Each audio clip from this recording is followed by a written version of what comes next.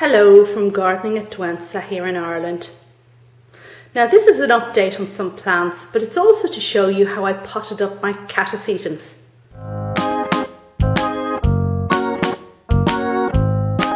I'm going to start up here right beside where the Catasetums are, and I'm going to start with this Oncidium type plant, Bartley Schwarz.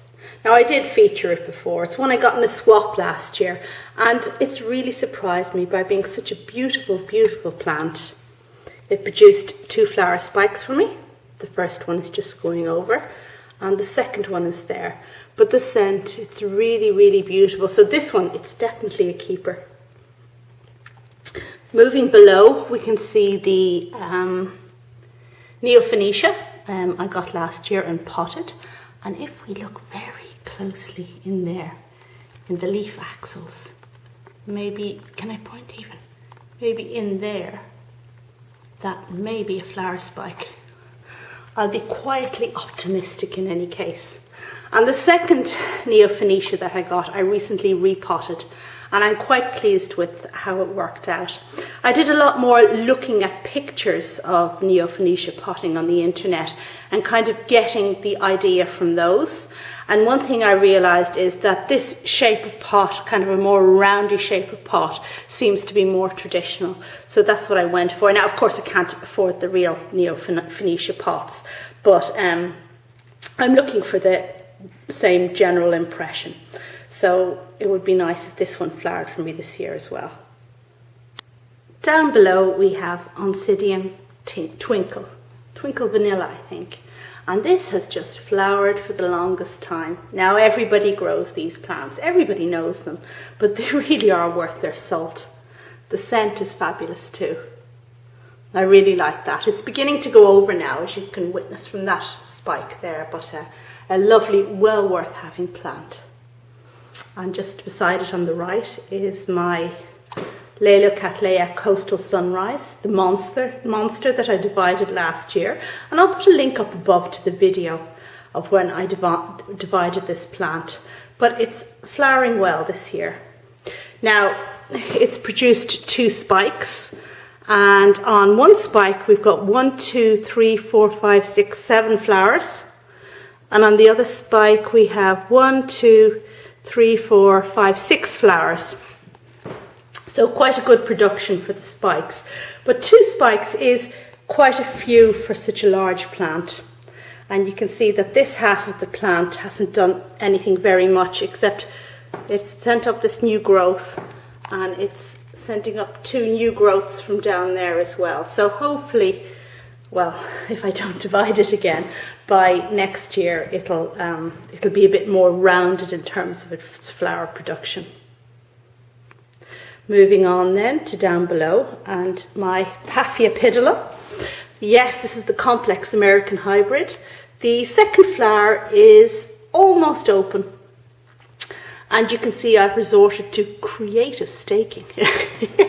So this flower here was right in front of that one. So what I've done is I've brought it over at an angle, look at this, and staked it up there, which means that I can see both of the flowers and one isn't obscuring the other. It's nearly completely open now, so I'll be sure to feature it again when it does. Behind it we have the New Guinea type Latouria Dendrobium. This one is called Lutin Blanc. And I featured that before, and I did promise you a video on it, but, well, you know, things happen. Somebody asked me about this Begonia too. This is curly Fireflush that I picked up at Dibley's in Wales in a recent video, and it's doing very well for me. It doesn't sit here on this window, this east-facing window, because that would be too much light, but I've just put it here for the purposes of the video, and it's a lovely, lovely begonia. I'm very pleased with it. Look at all the growth in here, all the hairiness and the fuzziness. And if we move up from these plants to the shelf here, we'll see the Catasetums that I've recently potted, and I just want to tell you a little bit about them. Now, I'll just preface this by saying this is my first time potting Catasetums, so obviously I'm not the expert in it, And I did spend a lot of time looking at Brittany Lowry's videos before attempting to do it. And what I have is 2 of my Catasetums are starting into growth after a fashion. So this one here, Catasetum Wine Delight, has a new growth that's leafing out and some little new root development, 3 bits of roots. But if you were to cut them off, not that I suggest such a thing, and line them up, they do not measure the mandatory 3 inches, which is required before watering can commence. On this other Catasetum, New Horizon, I think it's good New Horizon, that's a kind of creepy name, isn't it? Golden Horizon, no, has a new growth, as you can see there, but no roots. So this is definitely not one for watering. So both of these Catasetums were showing signs of life. They're not ready to be watered yet, otherwise I'll just rot them. But what I could do, and what I have done, is to pot them up. And what I did was take relatively heavy pots, clay pots, and sphagnum moss. Now my sphagnum moss was quite damp, so I didn't want to use it because I didn't want to put any water on these plants. So I had a brick of sphagnum moss, you know, the hard condensed one that I bought recently, and that's what I used to pot them up. So I put packing peanuts at the very bottom, a good layer of sphagnum, some slow release fertilizer. Yeah, this just goes against the grain for me. Slow release fertilizer for orchids, it just seems wrong. And also I put it right under where the plants should go. Now, anyone who grows normal plants might be a bit concerned about that because surely it will burn the roots.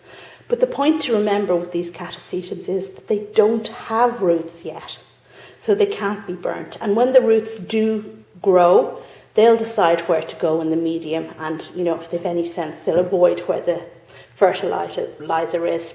So I think you can see some of these granules of the slow release fertilizer there.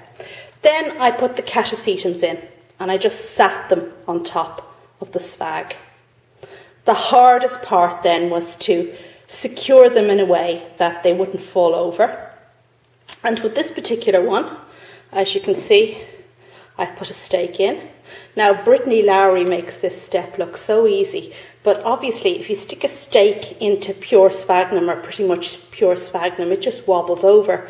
So that wasn't working out for me. So what I did was I secured some string to the stake there and then attached the pseudobulb to the stake. Now the string obviously is not a long-term solution because it'll rot when I start watering this plant, but I'm hoping by the time I need to start watering this plant I'll be able to remove the stake, so that's good.